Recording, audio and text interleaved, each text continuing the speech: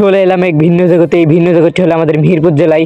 এখানে না আসলে আমি বুঝতেই পারতাম না যে আমাদের মেহেরপুর জেলাটা এত সুন্দর। হেই গাইস, আসসালামু আলাইকুম। Myself Imran and welcome my another blog. তো গাইস, আজকে যাচ্ছি আমাদের গ্রাম থেকে প্রায় 20 কিলোমিটার দূরে পলাশী। তো সেইখানে শাওন বললো একটা বিখ্যাত জায়গা আছে নাকি, তো যাই দেখি ওইখানে কি বিখ্যাত জায়গা আছে। তো আপনাদেরকে সম্পূর্ণ ঘুরে দেখাবো, আপনারা আমাদের সাথেই থাকুন। তো গাইস, আজকে আমরা যাবো গাড়িতে চড়ে। তো এই শাওনের ফুরবি গাড়িতে, আমি শাওন আর লিটন। তবে আজকে পলাশকে আমরা অনেক মিস করবো। জায়গা থাকলে পলাশকে আমরা নিয়ে যেতাম। কিছু দূর যেতে না যেতেই আমাদের গাড়িতে তেল ফুরিয়ে গেছে। তো আমরা গাড়িতে 1 লিটার তেল পুরে নিলাম।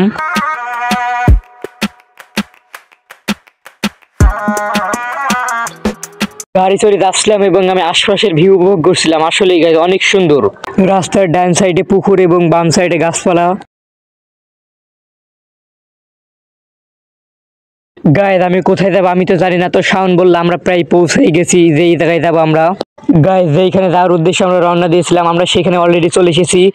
দেখুন গাইস জায়গাটা কি সুন্দর, চারি সাইডে শুধু তাল গাছ আর তাল গাছ। মানে প্রায় 1 কিলো মতো, এইরকম 1 কিলো কি 2 কিলো। গাইস এটা মেহেরপুরের কোন জায়গায় আপনারা কে কে বলতে পারেন দেখি? এটা মেহেরপুরের কোন জায়গা পারলে আপনারা কমেন্টে জানান। গাইস জাস্ট ভিউ দেখেন, একটা অসাধারণ ভিউ। মানে গাইস আমার কাছে মনে হয় এটি মেহেরপুর জেলার মধ্যে সবথেকে সুন্দর জায়গা, মানে অসাধারণ এক কথায়। গাইস মানে জাস্ট ভিউটা দেখেন।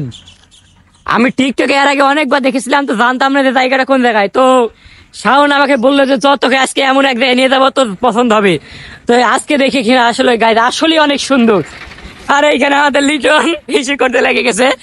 মানে গাইস এক কথায় অসাধারণ জায়গাটা, এক কথায় অসাধারণ। আপনারা যারা মেহেরপুর জেলা আছেন আপনাদের অবশ্যই আমি বলবো, গাইস আপনারা মেহেরপুর জেলায় যারা যারা আছেন আপনাদের অবশ্যই বলবো যে আপনারা এই জায়গাটা আসবেন। আসলে আমাদের মেহেরপুর জেলার সুন্দরতা আসলে অপরূপ, আপনারা না আসলে বুঝতে পারবেন না। গাইস এইখানে এসে শাওন ভিডিও বানাতে লেগে গেছে।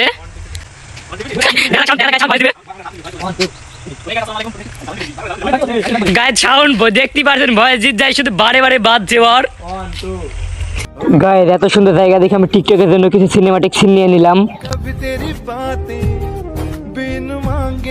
তো গাইস এত সুন্দর জায়গা ছিল, আমাদের চলে যেতে হচ্ছে, কিছু করার নাই। তো গাইস ওই সাইডে মনে হয় হচ্ছে খেজুর গাছের আছে, তার ওই সাইডে যাই আমরা। এই গলায় ছিল তাল গাছ আর তাল গাছ। তো এইখানের মতনই ওইখানে খেজুর গাছ আছে, তো আমরা ওইদিকে যাবো। গাইস দূর থেকে মনে হচ্ছিল যে এইদিকে খেজুর গাছ, কিন্তু এইদিকে এসে দেখি এইদিকে সে নারকেল গাছ। সরি নারকেল গাছ না, তাল গাছ। 80, 95, 1000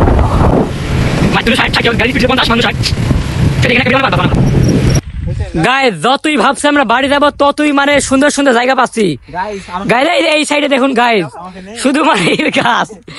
গাইস এই জায়গা থেকে যাইতেই মন বলছে না। গাইস এই জায়গায় আপনারা যদি আসেন তাহলে এই কম্বল, এই কাঁথা কম্বল বালিশ সবকিছু বাইরে নিয়ে আসবেন। আসলেই গাইস মানে দেখুন গাইস, আমরা ওই সাইডে থেকে এলাম যে এই সাইডে থাকবো, এই সাইডে এসে আবার দেখছি এই সাইডে শুধু নিম গাছ আর নিম গাছ চারি সাইডে। তো অবশ্যই জায়গাটিতে ভিজিট করবেন, অনেক সুন্দর একটা জায়গা, খুব ভালো লাগছে এসে। তো ইমরান তো অনেক খুশি। তো পরে ভিডিওতে দেখাবেন। না না একটু একটু চল চল, কোথায় যাবেন? আরে একটু সামনে চল।